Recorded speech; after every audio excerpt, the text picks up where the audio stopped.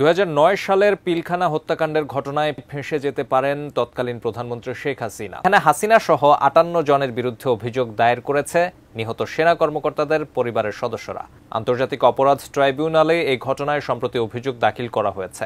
এদিকে বিডিআর হত্যাকাণ্ডে শেখ হাসিনার বিরুদ্ধে অভিযোগ দায়ের নিয়ে প্রতিক্রিয়া জানিয়েছে যুক্তরাষ্ট্র। মার্কিন পররাষ্ট্র দপ্তরের ব্রিফিংয়ে এবার বিডিআর হত্যাকাণ্ডে শেখ হাসিনার বিরুদ্ধে অভিযোগ নিয়ে একটি প্রশ্ন করা হয়েছে। এ নিয়ে প্রতিক্রিয়া জানিয়েছে মার্কিন পররাষ্ট্র দপ্তর। দেশটির স্থানীয় সময় বৃহস্পতিবার 19 ডিসেম্বর মার্কিন পররাষ্ট্র দপ্তরের ব্রিফিংয়ে এ বিষয়ে জানতে চাওয়া হয়েছে।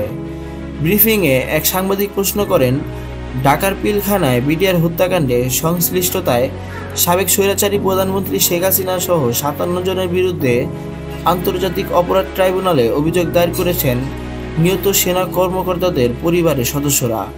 গতকাল অ্যাডভোকেট উদয় তাসমির মাধ্যমে সেনা কর্মকর্তাদের পরিবারের সদস্যরা এই অভিযোগ দায়ের করেছেন। শেখ হাসিনার বিরুদ্ধে বিডিআর হত্যাকাণ্ডের মামলা নিয়ে আপনার মন্তব্য কি? এ বিষয়ে জানতে চাওয়া হলে মার্কিন পররাষ্ট্র মন্ত্রণালয়ের উপমুখপাত্র বেদান্ত প্যাটেল বলেন, সর্বশেষ বিষয়টি সম্পর্কে আমি অবগত নই, তবে বিষয়টি সম্পর্কে আমার দল খোঁজখবর নেবে। আমরা আপনার জন্য কিছু করতে পারলে আনন্দিত হব। এর আগে বুধবার 18 ডিসেম্বর শেখ হাসিনার বিরুদ্ধে গুম সংশ্লিষ্টতা ও মার্কিন নিষেধাজ্ঞা ইস্যুতে যুক্তরাষ্ট্রের অবস্থান জানতে চাওয়া হয়। ব্রিফিংয়ে প্রশ্ন করা হয়, সংবাদ মাধ্যম নিউ ইয়র্ক টাইমসে বাংলাদেশে গুম কমিশনের তদন্তের বিষয়ে একটি অনুসন্ধানমূলক প্রতিবেদন প্রকাশ করেছে। এতে সাবেক প্রধানমন্ত্রী শেখ হাসিনার সংশ্লিষ্টতার প্রমাণ মিলেছে। যুক্তরাষ্ট্র আগে জোরপূর্বক গুমের ঘটনায় জড়িতদের উপর নিষেধাজ্ঞা আরোপ করেছে। এ বিষয়ে আপনার কোনো মন্তব্য আছে কিনা? জবাবে দপ্তরের প্রধান উপমুখপাত্র বেদান্ত প্যাটেল বলেন, গত 2 দশকে শত শত বাংলাদেশিকে জোরপূর্বক গুম করা হয়েছে। এমন প্রতিবেদনের বিষয়ে আমরা গভীরভাবে উদ্বিগ্ন।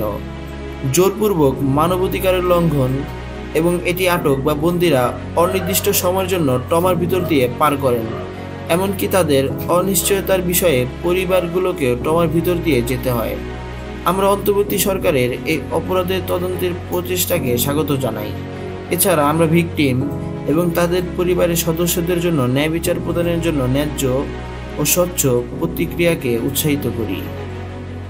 এরকম আরো গুরুত্বপূর্ণ নিউজ পেতে আমাদের ইউটিউব এবং ফেসবুক পেজের সাথেই থাকুন। ধন্যবাদ।